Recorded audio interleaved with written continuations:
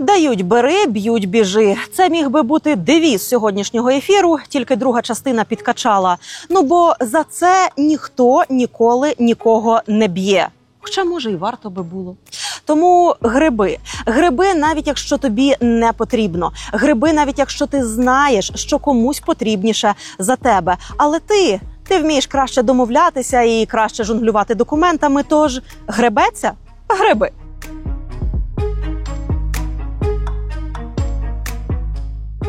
Я бачу вас у списку людей, які отримали житло минулого року. Якщо чесно, я не дуже на цю тему хочу розмовляти. Якщо ви потребували цієї квартири, чому ви її продали через 3 тижні? Це моя справа, чому я продав. Мене звати Леся, ви на Бігус.Інфо, і думаю, ви вже здогадалися, про що наша сьогоднішня історія. Вона про роздачу державного житла і про славнозвісну за цим житлом квартирну чергу. Ну, чи іншими словами, квартирний облік, або, якщо вже хочете геть по-правильному, облік громадян, що потребують поліпшення житлових умов. Ні, не переймайтеся, я не збираюся вас сьогодні вантажити нормативкою, кодексами, законами. Я просто хочу одразу зі старту закласти у ваші голови ключове. А ключове ось що. Житло має надаватися тим людям, хто його потребує. Це не тільки ті, у кого, прям геть взагалі нічого немає. Це також люди, у яких на папері житло є, а по факту воно непридатне. Аварійне, наприклад. А ще ті, хто все життя скніє у гуртожитку, а ще ті, хто тулиться в 10 в однушці. Тобто, ви зрозуміли, держава бере на себе зобов'язання допомагати тим людям, хто об'єктивно потребує допомоги. Це ключова умова і вона ж подекуди ключова проблема, тому що квартирку на дурняк хочуть не тільки ті, хто дійсно її, об'єктивно потребує, але й ті, хто, в принципі, вже нічого в цьому житті не потребує, а просто хоче ще. Ми вже не раз розповідали вам історії про те, як квартири від держави розбирають високопосадовці. Далеко не бідні і вже точно не бездомні. Розбирають собі на помідорчики, позбавляючи таким чином шансу на житло тих, хто дійсно його потребує. Або щонайменше відтягуючи їхню чергу на цілі роки. Та що там роки? Десятиліття. Ці історії завжди боліли, але боліли, скажімо так, секторально. Розповісиш історію про якогось високоповажного суддю КСУ чи вишки, плачуться судді звичайних судів і апаратчики суду. Зробиш розслідування про топового СБУшника, зітхають рядові службісти. Покажеш життя поліцейських чинів, тут уже матюкаються не тільки поліцейські, але й уся структура МВС, від прикордонників до ДСНСників. Але Сьогодні ці історії болять уже глобально, адже кількість людей, які втрачають житло і потребують допомоги від держави, зростає щодня. Військові, переселенці з окупованих територій, люди, які втратили житло через шахедні або ракетні удари, які випалюють цілі поверхи або складають цілі будинки, немов карткові. Це уже давно не про окремі державні структури, організації, інституції чи органи. Це уже про всю країну. Та ви взагалі знаєте, скільки людей стоїть у черзі на житло? А ніхто не знає. До повномасштабки це було понад 500 000 осіб. Просто вдумайтеся, понад 500 000. А скільки зараз? Я думаю, рахунок уже давно перевалив за 1 000 000. Але точної цифри вам не скаже ніхто. І так, ви могли чути, що минулого тижня парламент запустив якусь там житлову реформу. Я про неї скажу декілька слів наприкінці, а зараз вантажити не буду, бо все, що вам треба розуміти, це те, що це був лише перший крок. Як кажуть самі депутати, технічний. Тобто це поки ідея, яка не зрозуміло, чи ще буде втілена. А якщо і буде, то неясно коли. Тож проблема лишається. Проблема глобальна, а пояснювати її треба на якихось простих, зрозумілих прикладах. І у нас сьогодні один такий є. Раніше, коли ми розповідали вам історії про різного штибу поліцейських, ви часто закатували очі і питали, та де ж їх таких понабирали? І знаєте, що є одне конкретне місце, де їх набирають. Точніше, їх спочатку туди набирають, там вчать, виховують і звідти випускають у світ. Когось у чесну службу, а когось у наші сюжети. Це місце називається Національна академія внутрішніх справ. От про неї сьогодні і поговоримо. Про академію і про один дуже цікавий ЖК бізнес-класу. Тож підписуйтеся на канал, ставте дзвіночок і погнали офігівати.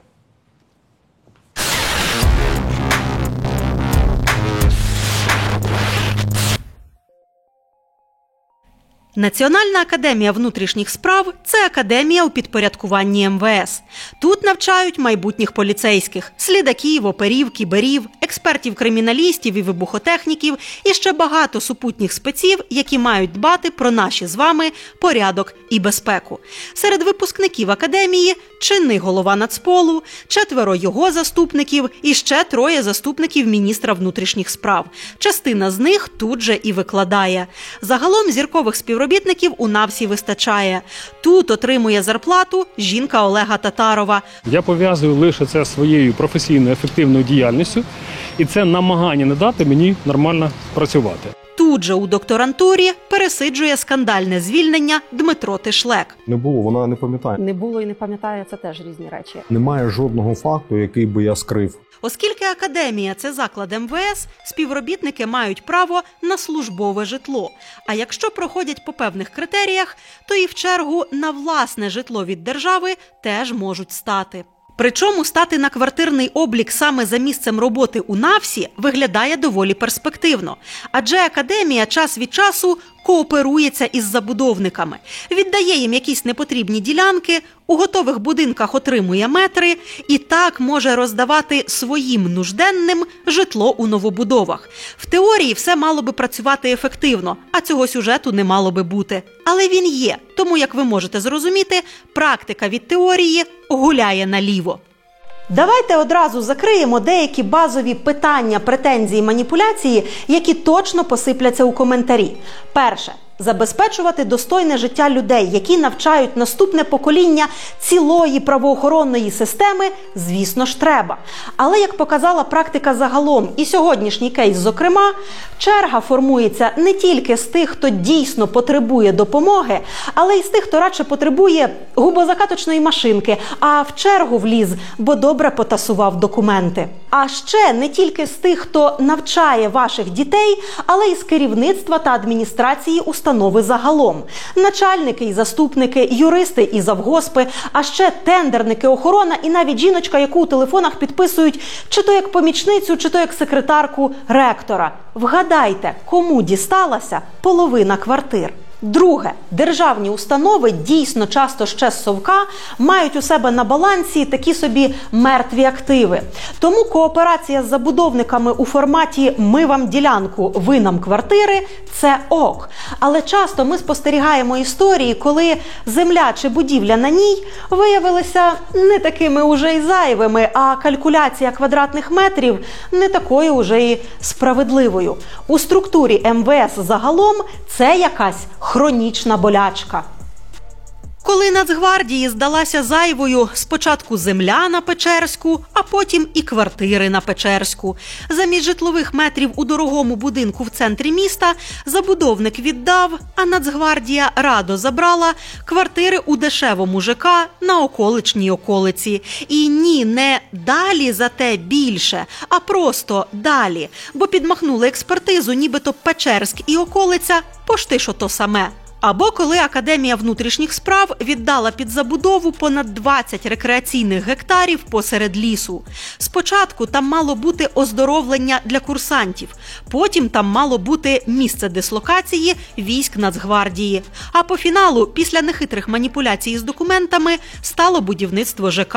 Виявилося, що у правоохоронній академії право уміють не тільки викладати, але й майстерно ним жонглювати. Тож, якщо вас раптом хвилює питання, а чого саме за НАВС ми вирішили взятися, то от вам проста відповідь. По-перше, були прецеденти. А по-друге, коли ми вам про ці прецеденти розповідали ще тільки на етапі землевідводу чи будівництва, ох же ж було криків. Да яка в сраці різниця, як будують, хто будує? Головне, що будують. Що ви вчепились в той генплан? Хіба папірці важливіші за людей? Це ж людям квартири дадуть. Ну це ж для людей нужденних, для благої мети. Ви взагалі знаєте, які там черги на житло? І ми тут подумали, так давайте подивимося на цю чергу і цих людей.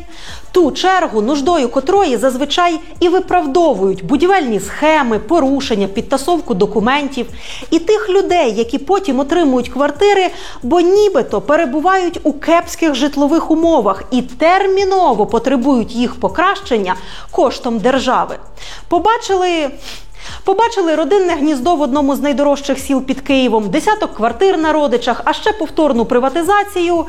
Але давайте по порядку. Почалося усе з чергової скандальної забудови. Будівництво на вулиці Мокрій, тоді вона ще називалася Кудряшова, стало публічно проблемним, як тільки сюди заїхав перший кран. Житловий комплекс бізнес-класу у складі 2 висоток затіяли будувати не просто на землі академії, а на ділянці з цільовим призначенням конкретно для закладів освіти, а якщо ще конкретніше – для навчальних корпусів та гуртожитку. Документи, по яких будівництво нового ЖК було оформлене як реконструкція гуртожитків, виглядали просто як якийсь, не знаю, всратий забудовницький прикол із далеких нульових. На будмайданчик приїздили журналісти із питанням «Да як тут взагалі купувати житло?». Чи вдасться забудовнику ввести в експлуатацію житловий комплекс під виглядом гуртожитку? І чим такі махінації загрожують потенційним інвесторам? До котлованів пробивалися активісти з підозрами. Академію можуть намахати, підмінивши бізнес-клас на якусь чергову околицю. Ректора Академії внутрішніх справ, який підписав цей несцінний договір, зараз в ДБР відкрито кримінальне провадження з приводу перевищення службових повноважень. То що ж і як там намутили? Дивіться, раніше за адресою Кудряшова 8-10 було міліцейське училище, згодом інститут, згодом факультет НАВС. Із будівель це навчальний корпус, гуртожитки і всілякі там підсобні. Цільове призначення землі не давало можливості будувати на ній ЖК як не крути. Але НАВС викрутив. У 2017 році тодішній ректор Академії Чернєй пише листа на МВС. У нас, мовляв, купа проблем. Гуртожитку на Кудряшова 8, ну прям геть уже хана, навіть ремонтувати немає сенсу. Але є ідея. Віддаємо той гуртожиток забудовнику. І отут одразу стоп. Гуртожиток. В однині. По адресі Кудряшова тільки номер 8. А де, спитаєте, подівся навчальний корпус і ще там цілий комплекс будівель із номерами 8-10? Ніде, поки хай постоїть. Розумієте, підмахнути аудиторії під квартири нереально. А от гуртожиток під житловий комплекс, ну, розумієте, тут уже можна щось похімічити. І МВС дає добро на гуртожиток. Далі, не з першого разу, але НАВС отримує дозвіл на реконструкцію гуртожитків. І уже у масштабі усього блоку вулиці із номерами 8-10. Так пішла перша коробка. А далі під наступний котлован решту будівель просто тихенько списали, як аварійні. Чи дійсно вони такими були, ми вже ніколи не дізнаємося. Раптом хтось із вас бував там усередині до знесення? Напишіть під цим випуском у коментарі. Кажуть, суворість наших законів компенсується їх невиконанням, а я скажу дещо інакше. Вона компенсується тим, що бульдога можна оформити по документах як носорога, і всі це схавають. Давайте чесно, на таких покручах стоїть 99% столичного будівельного ринку. Але заради чого НАВС у такий цирк вписалася? Наміри у листі ректора заявлялися благородні. У квартирній черзі на той час було аж 250 сімей співробітників академії. Повальна більшість із них ще й пільговики. УБД, АТО, чорнобильці, поліцейські. Забудовник дасть квартири, пише ректор. І тоді НАВС зможе забезпечити житлом найбільш незахищені категорії. За договором академія мала отримати 10% квартирами. Це варто зазначити нормальний відсоток по ринку у подібних проектах. Але в рахунок долі НАВСа забудовник проінвестував 52 мільйони у будівництво іншого об'єкту академії – казарм у тренінговому центрі під Києвом. Тож по фіналу квартир НАВС отримав менше. Загалом 28 штук у 2 будинках. І це варто зазначити теж ок. Якщо треба і то можна диверсифікувати. Скажу чесно, я не знаю, чи те, що зарахували за казарми, дійсно вартувало 50 мільйонів. То було співфінансування, тому отак, знаєте, по-тупому порівняти квадрат там і квадрат тут можливості ми не маємо. Але сьогодні у нас це питання і не стоїть. Сьогодні про квартири у новозбудованому ЖК. Адже попри всі перипетії, його таки побудували. Назвали житловий комплекс «Сіті Хаб». Бізнес-клас, закрита територія, паркінг укриття. Йопт, метр паркінгу вже дорожчий за метр самої квартири. Не знаю, як там, що глибше в ліс, а що ближче до центру, точно товщі партизани. Так, вибачте, відволіклася. Отож, у 24-му році забудовник здав перший будинок і влітку відрахував академії першу партію квартир. І отут почалося найцікавіше – роздача слонів. Нагадаю, загалом академії має відійти 28 квартир у комплексі. Із них уже отримали 18 у першому будинку. В основному це однушки і ще 2 двушки. Із них 14 уже приватизовані. Я багато разів говорила, але ще раз підкреслю. Квартири мають видаватися тим, хто потребує поліпшення житлових умов. А тим часом мало не для половини отримувачів квартира у цьому ЖК виявилася, по суті, дауншифтингом. Ні, не всі квартири роздали по блату начальникам. Роздали б вони так усе, їх би уже на плац перед ногами винесли. Але з'ясувалося ось що. Більшість людей, які отримали житло у Сіті-хабі, стояли на квартирному обліку із цікавою підставою – проживання у гуртожитку. Увага! Проживання, не просто реєстрація. Але ми перевірили кожного і виявилося, що у багатьох історія про гуртожиток, м'яко кажучи, щонайменше давно не актуальна. Найбільше мене вразили люди, котрим квартира у новому ЖК була настільки нахрін не потрібна, що вони її одразу продали. От з цієї категорії і почнемо. Це Інна Шруб. Востаннє вона подавала декларацію як заступник директора Навсівської заочки. У новому ЖК Інні дісталася найбільша квартира з усіх, які академія взагалі отримала у цьому домі. Двушка на 87 квадратів. Ринкова вартість такого помешкання на той момент – близько 130 тисяч доларів. Але уже за 2 місяці Інна квартиру спродала. У чергу на житло вона стала ще у нульових на підставі проживання у гуртожитку. Як же так? 15 років чекати, отримати нарешті житло і що, одразу позбутися? А де жити з усією родиною, з 2 дітьми? Невже назад у гуртожиток? Насправді у гуртязі Шруб не жила уже дуже давно. Я вам більше скажу, це вже не перша квартира, яку вона приватизовує. І тим паче не єдина нерухомість із великої колекції, яку зібрала її родина загалом. У 2017 році співробітниця академії та її чоловік-поліцейський отримали службову квартиру. Будинок не новобуд і не в центрі, але двушка теж нічого. От тільки жили у ній недовго, якщо взагалі жили. Уже з наступного року родина переїздить до новобудови поблизу Навса. Теж у 2-кімнатну, але у 1,5 рази більшу квартиру, записану на маму Інни. Вона сама зазначає це у декларації. Як гадаєте, що сталося зі старою службовою? Ой, не тупіть, двушка як-не-як. Ту квартиру хутко приватизували. На 3. Інна, чоловік, старший син. Так, жили уже зовсім у іншому місці, але цю прихопили з собою. А що, не віддавати ж її комусь наступному з черги? Так у розпорядженні родини стало уже 2 квартири. Сталося це у 2019 році. Але 5 років по тому, ближче до здачі в експлуатацію соліднішого ЖК бізнес-класу, починається шахер-махер. Вибачте, але інакше обізвати це не можу. Приватизовану служебку Шруби із себе списують. Не повірите, але дарують академії. Хоба! І технічно вони знову бездомні. І замдира заочки отримує квартиру уже у Сіті-хабі. Більшу, кращу, центровішу. На цю ситуацію можна дивитися під різними кутами. З одного боку, не присвоїли ж 2, одну повернули. З іншого боку, на тобі, Боже, що мені не гоже, забирайте своє старьо, а мені подавайте бізнес-клас. До речі, ні, не жити, він мені теж насправді нафіг не потрібен, я його одразу продам.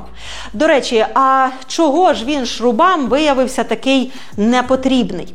Коментувати телефоном чи прийняти наш письмовий запит Інна відмовилася, тож ми пішли у реєстр, ще трохи покопалися і... є у мене одна версія. У матері Інни насправді не одна, а 4 квартири по Києву. Якісь старіші, якісь новіші. Одна взагалі суперсвіжий новобуд – ЖК «Окленд». Це до академії гуляти пішки. Ще 2 квартири у її батька, у ЖК «Перлина Кадетського гаю». Цей комплекс також збудований на землі Навса, тож там гніздиться купа співробітників академії. Відтак не дивно, що там же ще 2 квартири у сестри Інни. Вона теж працює у академії, а її чоловік, як і сестрин, у Нацполі. Що виходить? По паперах держава забезпечила житлом людей нужденних із гуртожитка.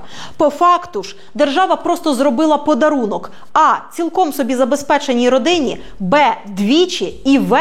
Вдруге навіть не житлом, а тупо бабками. Нагадаю, та квартира поза сотку зелені. І знаєте, як на мене, чисто суб'єктивно, цьому активу, хоч у квадратурному, хоч у грошовому еквіваленті, можна і варто було би знайти краще застосування. Ну, звісно, я стояв в черзі на житло більше 15 років. Угу. Скажіть, будь ласка, тобто ви потребували поліпшення, як це називається, житлових умов, так? Так. А скажіть, будь ласка, а якщо ви потребували цієї квартири, чому ви її продали через 3 тижні? Це моя справа, чому я продав. Це ще один співробітник Навса, якому дісталася квартира у новому ЖК. Його звати Олексій Федченко, і він вогневик. Викладає в академії стрільбу.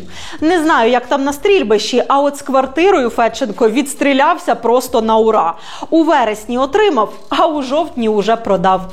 Чи дійсно вона була йому потрібна? Ще хочу уточнити по вашій декларації, трошки неспівпадіння таке. Ви вказували, що у вашої дружини є одна квартира, чомусь не зазначали там ні площі, нічого, але по витягу з державного реєстру насправді там зазначено 3 квартири.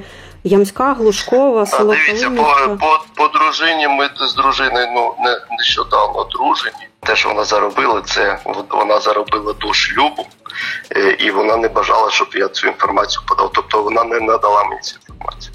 Недавно одружені – це у разі чого так тепер називається 5 років шлюбу. Федченко декларує дружину з 21-го року і увесь цей час вказував лише одну її квартиру. Без деталей – ні метражу, ні ціни, ні дати. Хоча за даними реєстру нерухомості їх у неї 3, із яких 2 тут у Києві, із яких одна тупо у центрі. Палац Україна, кияни знають. І судячи з квадратури, мінімум 2. Ну так, згодна. З таким набором у декларації просити і отримувати квартиру від держави, мабуть, було би соромно. Там і так Discovery за 1,5 лями око муляє. Не подумайте, я зараз у жодному разі не натякаю на якісь лєві доходи співробітника Навса. Скоріше навпаки, у його дружини фармацевтичний бізнес. Обороти вимірюються десятками мільйонів, і він ще й офіційно прибутковий. А під подушкою у родини задекларовано стільки грошей, ну от не повірите, майже стільки, що можна було просто піти у Сітіхаб і купити таку саму квартиру. Тому тут радше морально-етичне питання. Вам-то квартира від держави нащо? До речі, в один день із її поспішним продажем сталася ще одна цікава річ. На маму Федченка була оформлена квартира у іншій новобудові. У тому самому ЖК «Окленд» неподалік Навса, де новенька квартира у матері попередньої героїні Інни Шруб. Кучкуються, що тут скажеш. Дуже сподіваюся, що на цьому паралелі з колегою закінчаться і років через 5 Федченко не піде ще на одну квартиру подаватися. А що, він же тепер знову технічно бездомний. Десь на цьому етапі, думаю, у багатьох уже виникло питання, а що так теж можна? Ну, типу, як вони продають квартири, щойно їх отримали? Невже в законі немає якогось обмеження? Типу, випросив ти квартиру у держави, так живи у ній. Або хоча б якесь ембарго на продаж на кілька років. Немає. Щойно житло переходить у приватну власність, людина отримує повне право розпоряджатися ним, як вона захоче. Це прям, конституційне право. І це насправді двояка ситуація. Бачите, у нашому списку тих, хто отримав квартиру і одразу її продав, було 3. Третя людина пояснила, що не мала житла і грошей теж не мала. Тому, отримавши квартиру у новобудові з голими стінами, не мала як зробити у ній ремонт. Тому продала і знайшла іншу уже з ремонтом. Тобто виходить, що через сраку, звичайно, але держава все-таки забезпечила людину саме житлом. Тому кричати, давайте там заборонимо всім все продавати, це, звісно, найпростіша, але, як бачите, не найкраща ідея, бо ситуації реально бувають різні. Тому, думаю, краще просто почати нормально перевіряти кандидатів, щоб не було як у наступного. Я бачу вас у списку людей, які отримали житло минулого року, і хотіла вас запитати, як особисто ви в цей список потрапили, тобто чому вам саме видали квартиру? Я просто знаю, що ви записуєте всі ці діалоги. Я не дуже хочу на цю тему з вами розмовляти. Хочете, приїжджайте, зустрінемося, будемо говорити. Куди можна приїхати і коли? А ви навіть согласні приїхати? Так я ж поговорити з вами хочу, мені то все одно по телефону чи... Якщо чесно, я не дуже на цю тему хочу розмовляти. Чекайте, ви тільки що сказали приїжджайте, я можу приїхати хоч сьогодні. Це було риторично. Дивіться, ми просто намагаємося з'ясувати, яким чином складається цей список, і як туди потрапляють люди, у яких, наприклад, в тому числі було власне житло. Алло? Юрій Анатолійович? Юрій Миронець – начальник відділу інформаційно-технічного забезпечення НАВС. Взятий на облік не так давно, у 2017 році, але з уже знайомим вам формулюванням «проживання у гуртожитку». Я не знаю, що там було у 17-му, але з 19-го Миронець уже точно мав нормальне житло. Причому прям власне.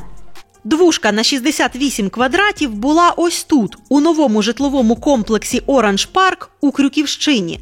Це село під Києвом, де, варто зазначити, ми у багатьох навсівців і їхніх родичів знайшли нерухомість. Куплену чи інвестовану інколи навіть в одних і тих же житлових комплексах. Крюківщину академіки так масово облюбували не просто так. Адміністративно це село, втім по факту це уже Київ. Столиця швидко поглинає агломерації, тож якщо ви на машині, а Миронець декларував 2 кросовери на сім'ю, ви навіть не помітите, що виїхали за місто. А до НАВСу тут взагалі хвилин 20 майже по прямій. Але чому я кажу, що квартира була? А тому, що на початку 24-го року, у лютому, в акурат, коли на горизонті замайоріла здача Сіті-хаба і розподіл нових жирних квартир, Миронець свою із себе списав. Офіційно продав, але, по-перше, продав власному тестю, а по-друге, так цікаво продав, що лишився там і далі жити. Принаймні так він сам зазначив у декларації. Буквально за кілька місяців, у червні, придбав тут же у Крюківщині 2 земельні ділянки. У новому, ще не забудованому секторі, тож ми трохи напряглися, шукаючи їх. Якщо я правильно порахувала квадратики на кадастровій, то зараз тут має бути у розпалі будівництво приватного будинку. Виходить, тепер у Миронця у розпорядженні буде не тільки нова квартира, а 2 квартири і будинок. А що за нафіг, кричите ви мені по той бік екрану? Це що виходить? Можна було 12 років тому прописатися в гуртожиток, потім купувати, будувати, переписати це все на кота, а потім прийти і ще й вимагати халявну квартиру від держави? Боже, та це ж точно якась діра в законі, давайте терміново її латати.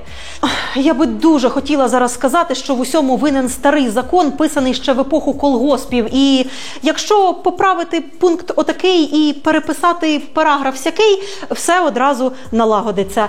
Але ні, нормативка дійсно стара та винна не вона. Дивіться, там, наприклад, є окремий пункт про мухльош задля постановки на квартирний облік. Називається «штучне погіршення власних житлових умов». Це якщо у тебе було житло, а ти його, скажімо, продав, щоб податися на державне, бан тобі на 5 років, а не квартиру. А ще там є пункт, який зобов'язує зняти людину з квартирної черги, якщо її житлові умови покращилися і потреба у допомозі саме від держави відпала. Тобто оте саме проживання у гуртожитку має бути дійсно проживання, а не прописався 20 років тому і забув. Але ми вже не раз і не два бачили у реєстрі декларацій посадовців, які роками декларують, що цілою родиною з купою дітей проживають у гуртожитку, хоча насправді користуються нерухомістю, оформленою на далеких родичів або взагалі осіб поза декларацією. Так що закон у цій ситуації ще досить навіть ок. Просто болт усі на нього клали. І саме тому ні, не можна, але так, можливо, стати на чергу, потім обзавестися великим будинком під Києвом, а потім просто прийти і забрати в держави квартиру. І ні, це не метафора, це вам ще один кейс на закуску. Керівниця відділу закупівель і тендерів НАВСа Ніна Решетинська стала на квартирний облік у 2018 році. Все з тією ж найпопулярнішою підставою – проживання у гуртожитку. Хоча на той момент її родина мала достатньо коштів, аби будувати приватний будинок. І будувати не де-інде, а у Гореничах. Це відоме і дороге село під Києвом, де ще з нульових загніздилося багато високопосадовців, аж із генпрокурором Пшонкою включно. Земля тут ще у нацятих була оформлена на чоловіка Решетинської Андрія. Відповідно, будинок на 180 квадратів також був уведений в експлуатацію на його ім'я. Ну тобто, як там пише? Житлові умови суттєво покращилися. Причому сталося це доволі давно, ще у 2020 році. Але ніяк не завадило Решетинській у 24-му піти взяти від держави квартиру. І знаєте що? Сама вона у цьому проблеми не бачить. Взагалі. Жодної. Ваш чоловік, Андрій Васильович, будував будинок у Гореничах. Я правильно розумію, що от він введений в експлуатацію, тобто є у вашої родини житло? А яке це має відношення до отримання? На той момент, коли я стояла в черзі, ми не мали нічого. Запам'ятайте, а краще запишіть. Не мати нічого – це, виявляється, мати можливість побудувати приватний будинок в Гореничах. Але знаєте, що виносить мозок найбільше? Хронологія. У 2017-му, коли Академія ще тільки випрошувала у МВС дозволу знести гуртожитки, побудувати ЖК, пам'ятаєте, на що вони тисли? На страшну чергу. 250 сімей, із котрих 90 пільговики. Решетинська тоді ще навіть на черзі не стояла, але квартиру у цьому новому ЖК отримала ще й однією з перших. Дуже хочеться запитати отих 250, що ви там? Стоїте в черзі? Ну, стійте. Може, на старості щось і ви стоїте. І то не факт. А знаєте чому? Бо так було завжди. Зараз буде шматок, який у первинному тексті у мене стояв десь ближче до початку.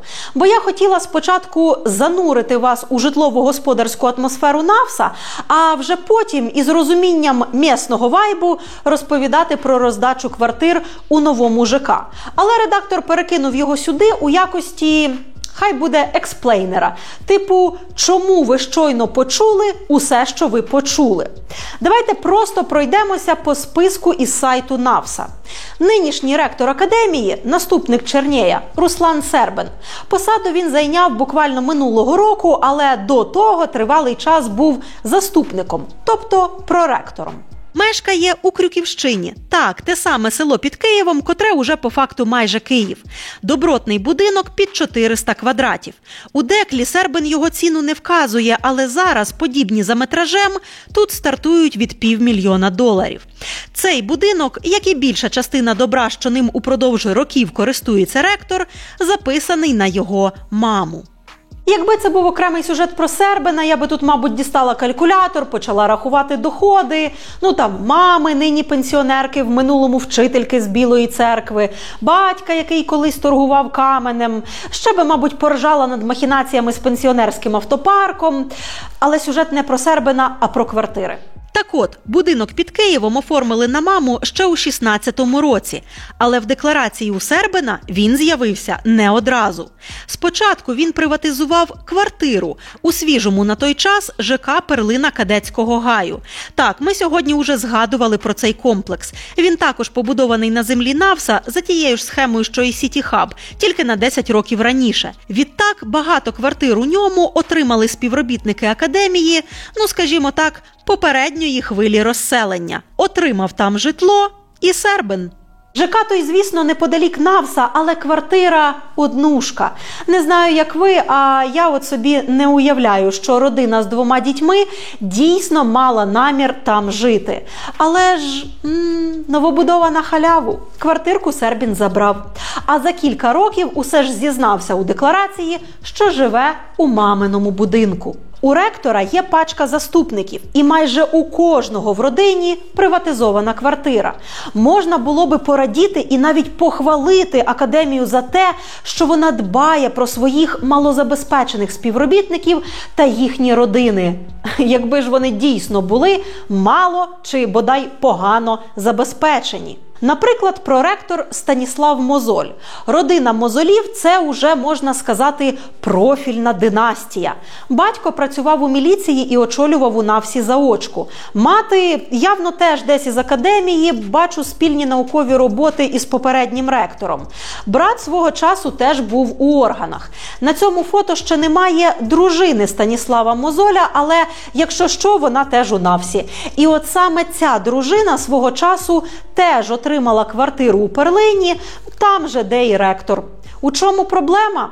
Можливо, у тому, що станом на той момент родина Мозолів уже мала, не побоюся цього слова, арсенал нерухомості. 5 квартир у Києві, із яких 2 по 140 квадратних метрів. А ще приватний будинок під Києвом і моє улюблене – готель під Буковелем. Це усе з боку Мозолів, а на матері дружини ще одна квартира у Києві і великий будинок у Франику. Після приватизації державного житла колекція не припинила рости. Додалася ще одна квартира у новобудові, ще один будинок під Києвом і ще сила селенна землі. Оце прям сірі і убогі. Може, ще кілька квартир їм підкинути, а? А ще донедавна у академії був такий проректор Андрій Запотоцький. Йому теж вдалося відхопити квартиру у Перлині, велику на 100 квадратів. Спочатку він її отримав як службову, тобто у тимчасове користування. А вже за кілька років переїхав у новий будинок у приватному секторі Києва. Схожі тут без ремонту коштують від $250,000. Оформлено на односельчанина з рідної Черкащини. Ми навіть знаходили їх у різних реєстрах за однією адресою. Можливо, якийсь далекий родич. Далекий, а втім, дуже щедрий. Віддав будинок за просто так, навіть не в оренду. О, а що там, оця, як її там, службова квартира, та котра тимчасово. Може, Запотоцький її звільнив і житло віддали комусь, хто все ще його потребує? Наступному, на квартирній черзі. Щас, він її вже давно приватизував. Буквально за рік, як вселився. Приватизували, потім продали, потім, судячи з декларації, родина вклала гроші в якісь ще 4 інші об'єкти, потім інвестиції продали, потім купили квартиру в Болгарії. Коротше, норм так дядько закрутився на ринку нерухомості за державний рахунок. Починали з того, що службові квартири видають для тимчасового проживання тим, хто потребує житло. А дійшли до чого? До того, що роздаємо їх начальству під продаж на запуск приватного бізнесу. А черга подожде. Бо так було завжди.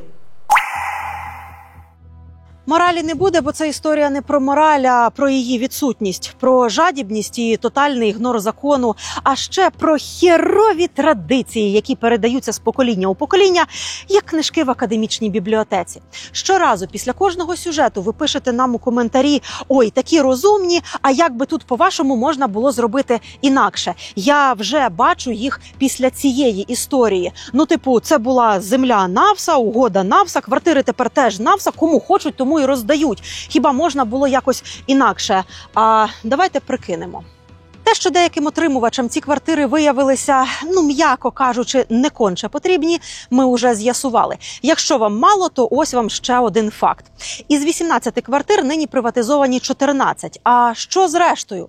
За даними майнового реєстру, решта 4 поки ніким не приватизовані, а якщо нам правду відповіли на запит, то і у якості службових теж поки не видавалися. Тобто вони цілий рік просто висять. Так ніби у НАВСі закінчилася черга.